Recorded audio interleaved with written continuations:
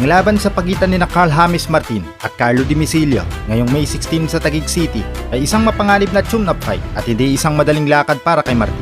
Bagamat limado ang walang talong si Martin, kilalang matatag at may lakas si Dimisilio para maghatid ng upset kung magiging pabayaan pambato ng Ifugao. Wonder Boy, Carl J. Ang tanong ng karamihan, may tsansa ba si Dimisilio na ma-upset si Martin? Ang sagot diyan ay oo, may tsansa si Carlo Dimisilio, ngunit maliit ito. Narito ang teknikal na pagsusuri kung bakit may tuturong itong trap fight para kay Martin.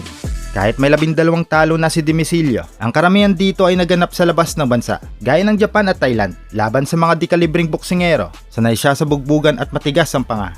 Meron siyang 11 knockouts at galing sa isang mabilis na TKO victory noong December 2025. Kung makakalusot ng kanyang lucky punch habang agresibong sumusugod si Martin, maaari niyang mapabagsak ang paborito ng marami.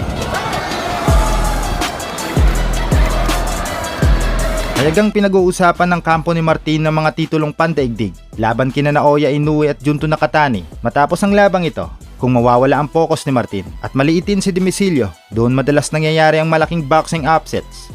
Bakit hindi ito isang easy tune-up fight? Ayon na rin kay Carl James Martin at sa kanyang ama at trainer na si Abel Martin, itinuturing nila itong world title eliminator na mindset. Mas mabilis, mas patalas ang mga kombinasyon at mas mataas ang ring IQ na napatunayan niya sa kanyang mga kampanya sa Mexico at Amerika.